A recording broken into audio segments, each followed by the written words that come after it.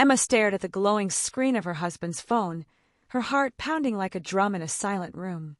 It was 2 a.m., and Mark had stumbled in late again, mumbling about a crucial deadline at the office. He collapsed on the couch, phone slipping from his hand onto the coffee table, the messaging app still open. She hadn't meant to snoop. At least, that's what she told herself as she picked it up. But curiosity, laced with the bitterness of too many lonely evenings, had won out.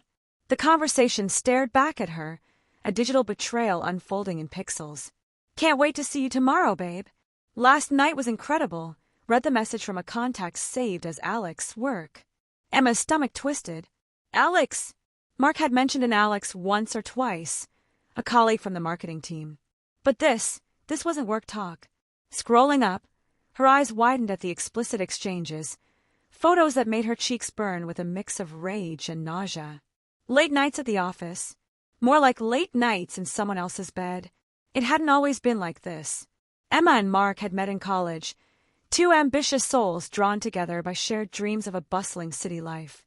He was the charming finance, was with a laugh that could light up a room. She was the graphic designer who saw beauty in chaos. They married young, at 24, promising forever in a sun-drenched ceremony by the lake. 4 years, it was perfect. Weekend brunches, spontaneous road trips, whispered plans for kids someday. But the cracks started showing 2 years ago, when Mark got promoted. The job demanded more, longer hours, business trips, endless networking events. "It's for us, Em," he'd say, kissing her forehead. "Building our future." She'd nod, forcing a smile, even as the dinners grew cold and the bed felt emptier. She threw herself into her freelance work, designing logos and websites from their cozy apartment in Brooklyn, but the silence at home echoed louder each night. Lately, the excuses had piled up. Team building retreat, he claimed last weekend, returning with a tan that screamed beach, not boardroom. Emma had questioned it gently, but Mark brushed it off. "You're being paranoid, love. Trust me." And she had until now. Her fingers trembled as she scrolled further. The messages dated back months. Flirty banter at first. "You look hot in that suit today." Then escalating to plans. "Meet me at the hotel bar after the meeting." Photos followed, Mark in a towel, grinning. Alex, a stunning brunette with a sultry smile in lingerie. Emma recognized the hotel room from one of his business trips. Ball rose in her throat. How could she have been so blind? She set the phone down, her mind racing. Confront him now. Wake him up and demand answers. Or wait, gather evidence. The apartment felt suffocating, the walls closing in with memories. The framed photo on the mantel, their wedding day, mocked her. She grabbed her coat and slipped out, needing air, space to think. The streets of Brooklyn were alive even at this hour, hipsters spilling from bars, taxis honking. Emma walked aimlessly, tears blurring the neon lights. Her phone buzzed in her pocket. Probably Mark, wondering where she was. She ignored it. Instead, she replayed their life in her head. The little things she'd overlooked. The new cologne, the secretive smiles at his phone, the way he'd started locking his screen. By dawn, she found herself in a 24-hour diner, nursing black coffee. The waitress, an older woman with kind eyes, refilled her cup without a word. Emma's resolve hardened. She wouldn't crumble. She'd face this head-on. Back home, Mark was pacing the living room, disheveled and worried. "Em, where were you? I woke up and you were gone." His voice was laced with concern, but she saw the flicker of guilt in his eyes. "I saw the messages, Mark." Her voice was steady, colder than she'd expected. He froze. "What messages?" "Don't play dumb." "Alex. The hotel. Everything." His face crumpled. He sank onto the couch, head in hands. "It's not what you think." "Really?" "Because it looks exactly like what I think. An affair. For months." He looked up, eyes pleading. "Okay, yes. But it started as nothing. Work stress, you know. We were collaborating on a project, and one night after drinks, it just happened. I didn't mean for it to go this far." Emma laughed bitterly. "Didn't mean? You planned dates, sent nudes. That's not an accident." "I'm sorry, Em. I love you. Alex means nothing. It's just physical." "Just physical?" The word stung like a slap. "And what about us? Was our marriage just emotional? Because I thought it was everything. He reached for her hand, but she pulled away.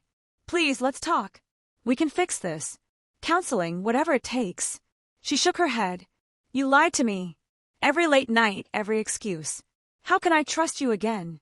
The argument stretched into the morning, voices rising and falling like a storm. Mark confessed more than she wanted to hear. Alex was a junior executive, ambitious and flirtatious. It began with compliments, evolved into lunches, then secret rendezvous. I was weak, he admitted. But I never stopped loving you. Emma's mind whirled. Part of her wanted to believe him, to salvage the life they built. But the betrayal cut deep, a wound that festered with every remembered message. I need time, she said finally. Alone. She packed a bag and left for her sister's place in Queens. Sarah welcomed her with open arms, no questions asked at first. Over wine that night, Emma spilled everything. I feel so stupid, she sobbed. You're not stupid, Sarah said firmly. He's the idiot. What now? I don't know. Divorce. Try again. The days blurred. Mark bombarded her with texts, apologies, promises, even flowers delivered to Sarah's door. Emma ignored most, but one night, curiosity won. She logged into his email, password unchanged, the fool, and found receipts, hotel bookings, gifts for Alex. It wasn't just physical. There were emails about our future. Fury ignited. She called him. It's over, Mark. I saw the emails. You're planning a life with her. No, that's not. Please. But she hung up, blocking his number. The decision crystallized. She deserved better. In the weeks that followed, Emma navigated the wreckage. She hired a lawyer, filed for divorce. The process was brutal, dividing assets, awkward encounters at the apartment to collect her things. Mark begged for another chance, but her heart had hardened. Yet, amid the pain, glimmers of freedom emerged. She dove into her design work, landing a big client. Friends rallied around her, nights out reminding her of life beyond marriage. One evening, at a gallery opening, she met Jake, a kind-eyed photographer with a gentle smile. No pressure, just conversation that flowed like water. As the divorce finalized, Emma stood in her new studio apartment, overlooking the East River. The sun set in hues of orange and pink, a new beginning. She thought of Mark's phone that fateful night, the catalyst that shattered illusions but revealed truth. In the end, the conversations she never imagined weren't just betrayal, they were liberation. Emma raised a glass to herself. To new chapters, she whispered, stepping into the unknown with head held high. Word count, 1028. Wait, that's short. Let me expand. Extended shadows. Emma's discovery didn't end with the initial shock. As she delved deeper into the digital trail, more layers unraveled. The messaging app was just the tip. Linked to it were cloud backups, shared photos, even a secret email thread. Alex wasn't just a fling, she was a full-blown obsession. Messages revealed weekend getaways disguised as conferences, inside jokes about dodging the wife, and plans for a future apartment together. Mark's confession that morning had been partial, a desperate attempt to minimize damage. But Emma, fueled by insomnia and coffee, pieced it together like a puzzle. She remembered odd charges on their joint credit card, lingerie from a boutique she'd never visited, dinners at romantic spots. Client meetings, he'd said. Lies upon lies. At Sarah's, Emma spent nights scrolling through old photos on her own phone. Happy times, vacations in Europe, lazy Sundays. How had it soured? Was it her fault? Had she been too focused on work, neglecting him? No, she shook off the self-doubt. Betrayal was his choice. Sarah urged therapy. You need to process this, sis. Emma agreed, booking sessions with a counselor who specialized in infidelity. There, she unpacked the hurt, the loss of trust, the blow to self-esteem. I feel invisible, she admitted. The therapist nodded. That's common. But you're not. Reclaim your narrative. Meanwhile, Mark didn't give up. He showed up at Sarah's one evening, flowers in hand, eyes red from crying. Let's talk. I ended it with Alex. For good. She met him at the door, arms crossed. Prove it. He pulled out his phone, deleted contacts apps. But it felt performative. Too late, she said. The damage is done. As the divorce proceedings began, ugliness surfaced. Mark contested assets, claiming the apartment was his family's gift. Lawyers mediated tense meetings where accusations flew. "You were never home," he shouted once. "Maybe if you'd been more attentive." "Don't you dare blame me," Emma retorted. "You cheated. Own it." Friends divided lines. Some sided with Mark, calling it a mistake. Others rallied to Emma, sharing their own stories of heartbreak.